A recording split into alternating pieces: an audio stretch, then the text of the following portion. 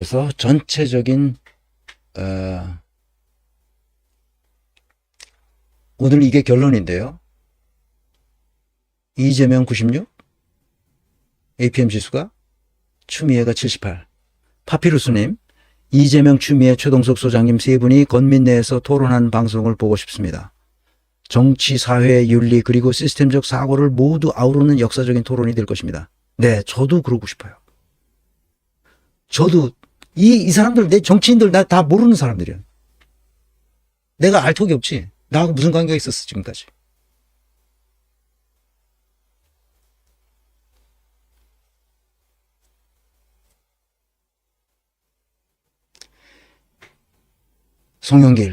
송영길은 업데이트를 해야 됩니다. 근데 시간이 없어서 지금까지 못했고, 김용민 의원을 말하는 겁니다. 김용민 의원, 훌륭한 의원입니다. 이준석 마이너스 50, 한동훈 마이너스 60, 문재인 마이너스 70. 문재인과 윤석열 그 사이에 마이너스 한 80대에 누가 있느냐? 이낙연이 있습니다. 이낙연. 윤석열 마이너스 113까지 내려가는데 더 이상 내려갈 데가 없어요. 이제는 뭐 100이 사실 하한선인데 그 알고리즘을 넣어서 나오는 거 보니까 그냥 113이 나옵니다. 100 밑으로도 내려가는 거라는 게 이게 그 어떻게 그 기계적으로 그 알고리즘상 그게 가능하지 않다고 나는 생각하고 있었는데 보니까 가능해. 더 이상 내려갈 수는 없을 것 같아. 그래서 업데이트 할 필요가 없어. 윤석열이는. 이준석이나 한동훈보다도 문재인이 더 그 국가를 망친 사람 중에 하나죠. 한동훈이는 뭐 똘만이니까. 그리고 한동훈이는 뭐 하는 짓 보면 뭐 업데이트 할 게 있을지 없을지 제가 봐야 되겠습니다. 업데이트 안 해도 될 것 같고. 이준석이는 업데이트를 하나 안 하나 뭐 그 수준일 것 같습니다. 크게 뭐 달라진 거 없고 송영길은 좀 업데이트를 해야 될 것 같고 그렇습니다. 그래서 오늘은 핵심은 이재명과 추미애 요 두 사람.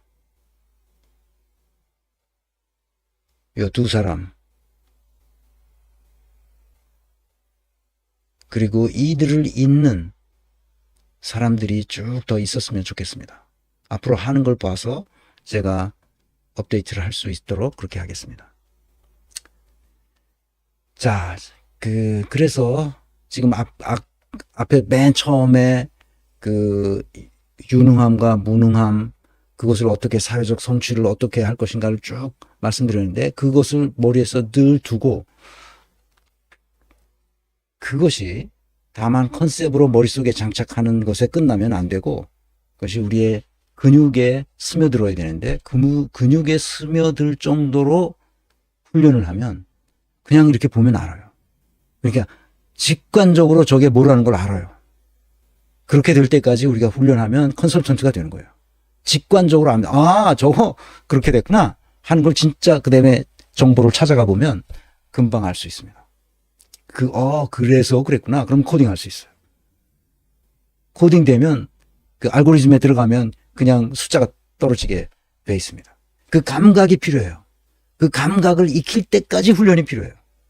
운전할 때 처음 운전대 잡고 이렇게 할 때 헷갈리잖아요. 그러나 쭉 훈련을 하다 보면 연습을 계속 하다 보면 이제 자연스럽게 운전이 되잖아요. 골프도 똑같습니다. 골프 처음에 아무리 채를 들고 클럽을 들고 휘둘러봐야 안 맞습니다. 이게 제대로 안 맞아요. 그러나 3년, 5년 계속 연습하면 어떻게 됩니까? 쫙쫙 맞아서 뻗어나갑니다. 공이. 그거 똑같은 거예요. 그거는 어떻게 쳐야 되겠다 이렇게 생각하지 않습니다. 탁구도 마찬가지. 제가 탁구를 잘 치는 편인데 탁구도 처음에는 잘 안 됩니다. 그러나 이 스매싱 하는 폼을 다 익힐 때까지 끊임없이 연습하면 그냥 자동방으로 그냥 내 근육이 그걸 공이 오는 걸 보고 이걸 어떻게 처리해야 된다는 건 내 근육이 다 알아서 해요. 머리에서 계산할 필요도 없어요. 똑같습니다. 이것도 계속 훈련해야 돼요. 다양한 경우에 훈련을 하면 알 수 있어요. 그러니까 훈련하지 않은 놈들이 내가 그냥 개념만 가르쳤더니 그걸 가져다가 어디 가서 막 써먹는 걸 보고 내가 충격을 받았잖아요. 그래서 그렇게 하시면 안 되고 훈련을 받아야 돼요. 이것을 가르치는 사람이 우리나라에 없어요. 그래서 내가 가르치려고 오프라인 워크숍을 해야 되겠다 그런 생각을 하는 거예요. 물론 지금까지 나한테 배운 제자들이 있어요. 많지 않지만 조금 더 하면은 정상적인 컨설턴트로서 일할 수 있는 사람들이 있습니다. 그래서 그 친구들뿐만 아니라 또 새로 건민내에 들어온 회원들 중에서 그 오프라인 워크숍에 와서 몇 년을 계속 훈련하면 자기가 혼자 있을 때도 그걸 계속 훈련하고 그러면 이게 보면 알아요. 보면 이 사람이 어떤 사람이라는 거. 그리고 사회적 성취가 이룩한 게 이게 5만 원짜리인지 만 원짜리인지 이게 100원짜리인지 10원짜리인지를 다 알아요. 그 100원짜리 10원짜리는 그냥 발로 채이는 거예요. 그거는 신경 쓸 필요가 없어요. 큰 상황에서 어떻게 그가 사회적 성취를 이룩했는지를 알 수 있으면 됩니다. 그래서 직무는 이렇게 세 가지 요소, 인풋, 프로세스, 아웃풋 요소로 되는데 인풋이 중요하죠. 사람이 능력이 있는 사람이 들어가야 됩니다. 그래서 아웃풋까지 나올 수 있도록 만들어줘야 돼요. 이거를 보는 거예요. 그러니까 이 사람이 역량이 어느 수준에서 발휘되고 있는지를 인풋, 프로세스, 아웃풋을 통해서 ability, activity, accountability. accountability가 뭐예요? 가장 중요한 거죠. 이것이 사회적 성취를 말하는 거예요. 이것을 어떻게 빼냈는지, 어떻게 이룩했는지를 알면 됩니다. 나머지 거는 그렇게 중요하지 않아요. 그래서 최종적인 사회적 결과물이 뭔지를 생각해보고 그것이 어느 정도 5만 원짜리인지 만 원짜리인지 이거 100원짜리인지 그것을 알아야 됩니다. 그 결과물이 곧 우리가 요구하는 비전이에요. 시민들이 정치인들에게 요구하는 비전입니다. 그것을 만들어내야 돼요. 그래서 지난 시간에 얘기했듯이 민주주의와 자본주의를 조화시킬 수 있는, 그러니까 실존적 평등과 기능적 불평등 사이를 조화시킬 수 있는 그런 사람을 우리가 골라내야 돼요. 민주주의는 1인 1표 시스템이고 자본주의는 1원 1표 시스템이기 때문에 욕망의 기능에 의해서 움직이는 거예요. 그런데 욕망은 좋은 거잖아요. 그 자본주의는 좋은 거예요. 출발해요. 그런데 문제는 이것을 조화시키기 위해서는 철저하게 고위 공직자들의 성과 책임, 설명 책임을 명확히 해야 된다는 거예요. 그것을 accountability라고 그러는데 우리말로 번역하면 책무성, 책임감, 이런 책임 이렇게 번역한 사람이 하도 많아가지고 나는 성과 책임이라고 또는 설명 책임, 성과 책임 이퀄 설명 책임인데 이렇게 번역했더니 그 후에 이렇게 쓰시는 분들이 많이 늘어났어요. accountability는 그 직무에 주어져 있는 본질이에요. 그 직무의 본질을 accountability라고 말하는 거예요. 그래서 성과 책임이라고 번역하는 게 맞다. 이것이 바로 비전이다. 그 직무 담당자의 비전이 되어야 된다. 그래서 얘네들이 이것이 없기 때문에 우리나라가 지금까지 이런 고통을 당해왔다. 이것을 모르고 있어요, 지금. 그래서 이것이 생기도록 욕망을 자기의 능력, 어카운터빌리티를 뛰어넘는 탐욕을 부리지 않도록, 자기의 능력을 뛰어넘는 탐욕을 부리지 않도록 하는 구조화 시스템을 만들어주면 됩니다. 그건 직무 설계에서부터 구조 설계에 이르기까지 시스템 설계를 통해서 전체의 조직 설계가 일어나면 비리와 불법을 저지르라고 고사를 지내도 지낼 수가 없죠. 이 비리와 불법을 저지를 수가 없어요.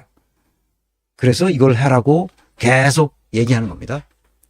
그래서 민주주의 체제의 가장 중요한 것은 사회를 감안한 민주주의 체제. 개인화하되 사회 속에서 네트워크를 형성해서 함께 공존하는 공동체가 되도록 만들어야 되는데 그것을 사회적 시장 경제 체제와 같이 맞물려서 할 수 있도록 하면 조화를 이룬다. 자본주의 체제와 민주주의 체제는 조화를 이루게 된다. 그런 얘기입니다. 사회민주주의는 질서 자유주의를 갖게 하고 사회적 시장 경제에서는 최소한도 인간의 정신과 육체와 삶을 시장 경제가 좌지우지하지 못하도록 해야 된다. 교육, 의료, 주택. 그래서 이재명이 하려고 하는 대동세상, 기본사회, 이것이 교육, 의료, 주택 문제에 있어서 분명하게 만들어줘야 된다 하는 겁니다. 최음님, 네, 고맙습니다. 건강하세요. 네, 감사합니다. 그걸 지난 시간에도 얘기하는데, 그거를 잃어버리면 안 됩니다. 그래서 이런 사상과 철학이 사실은 신학을 통해서 나왔고, 철학으로서도 입증이 됐고, 모든 그 정신이 제대로 박힌 학자들, 경제학자들이든 사회학자들이든 이런 사람들에 의해서 오늘날 이렇게 가지 않으면 안 된다고 말한 것을 여러분들에게 설명하고 있는 겁니다. 진실한 정치란 무엇이냐?